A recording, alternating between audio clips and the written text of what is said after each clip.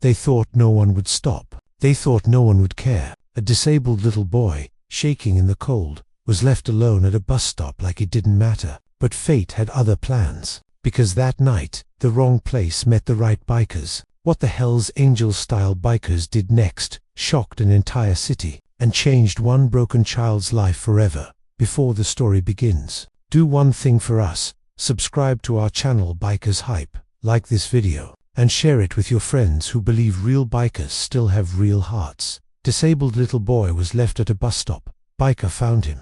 What they did next will shock you. The boy nobody wanted. The bus stop sat at the edge of the city, forgotten by time and ignored by people rushing past it every day. Its glass panels were cracked. One bench was broken. The flickering streetlight above buzzed like it was about to die any second. That's where Ethan sat. 8 years old, thin, pale, legs twisted slightly inward, unable to carry him far without pain. A small, worn-out wheelchair rested beside him. He clutched a backpack to his chest, the zipper broken, one strap hanging loose. Inside were all his belongings: a half-broken toy car, a folded photograph of his mother, a small bottle of medicine, and a note he didn't understand. Cars passed, buses passed, people passed, no one stopped. The cold seeped through his thin jacket. His hands were shaking, not just from the cold, but from fear. He had been told, "Sit here, someone will come." But hours passed. The sky grew darker, rain started to fall, and the truth slowly crushed his small heart. No one was coming. How he ended up there. Ethan wasn't born broken. The world broke him. His father left before he could remember his face. His mother worked 2 jobs until her body gave up before her heart did. When she died, Ethan was sent from one place to another. Relatives who didn't want the responsibility. Neighbors who whispered about his disability like it was a curse. Medical bills piled up. Care became a burden. Love became conditional.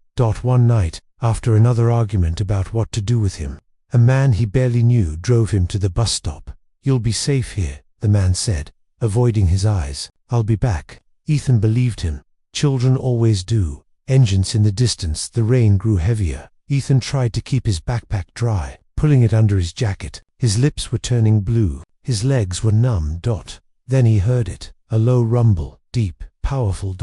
Motorcycles, not one, many. The sound grew louder, echoing through the empty street like thunder rolling across the earth. Fear filled Ethan's chest. He had heard stories. Bikers were dangerous. Bikers were cruel. Bikers didn't care. Headlights appeared through the rain, bright, blinding, unstoppable. The bikes slowed, one by one. They pulled over. Leather jackets, heavy boots hitting wet pavement. Tall, muscular men with beards, scars, and eyes that looked like they'd seen war. At the front stood their leader.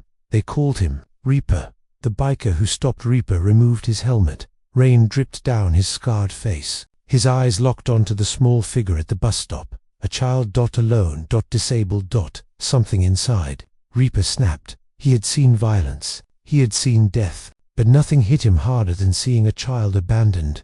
"Kill the engines," he said. The roar died instantly. Reaper walked slowly toward Ethan, making sure not to scare him. "Hey, kid." His deep voice softened. "You okay?" Ethan didn't answer. His hands tightened around his backpack. Reaper crouched down so they were eye to eye. "You cold?" Ethan nodded. "You hungry?" Another nod. "Where's your family?" That's when Ethan's lips trembled. They said they'd come back. Reaper closed his eyes for a second. Behind him, the bikers were silent. No jokes, no laughter, just rage. The note. Reaper noticed the paper peeking out of Ethan's backpack. "Can I see that?" he asked gently. Ethan hesitated, then handed it over. The note read, "I can't take care of him anymore. Please don't look for me." Reaper's hands shook. One of the bikers, Tank, read it over his shoulder and swore under his breath. "Someone dumped a kid like trash."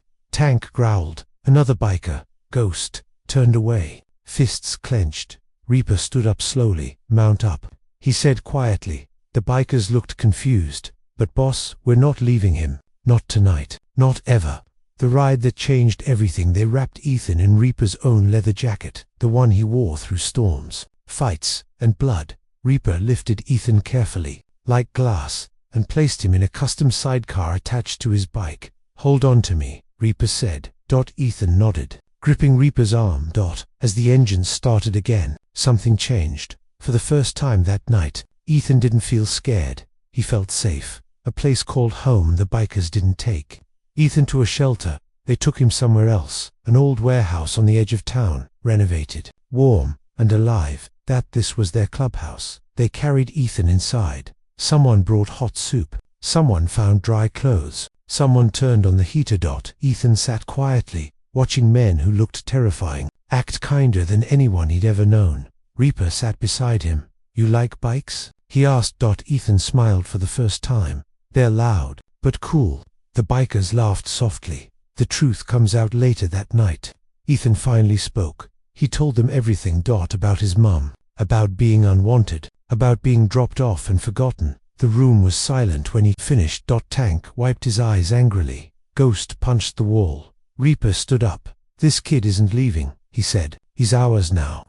No one argued. The fight for a future the next days weren't easy.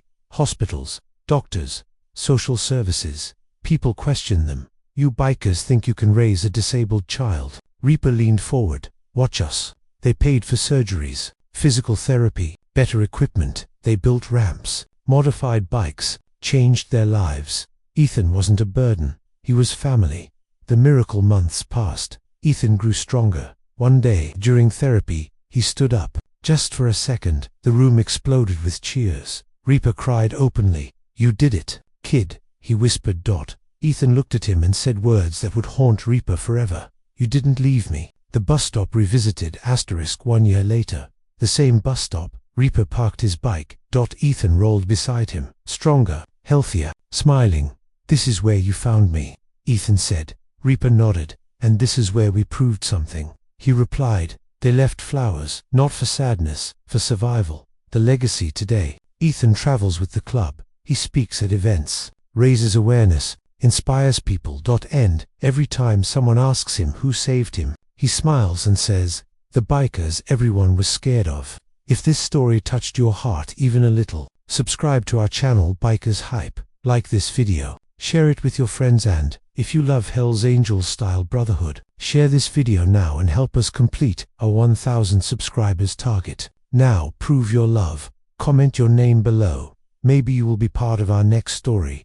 Respect the road. Respect the brotherhood. Bikershype.